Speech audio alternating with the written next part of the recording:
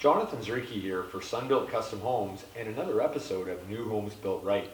Today we're out here at our Abbotsford addition project where the engineer has spec'd some additional blocking in between the joists, so mid-span blocking, which is what you see here.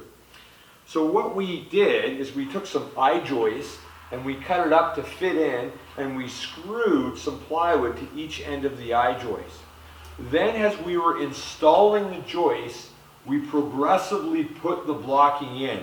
That way the blocking would be tight.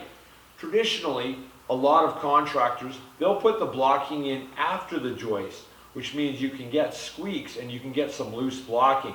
It's very hard to get blocking glued properly and fastened properly to the joist after they're installed, especially on an engineered floor.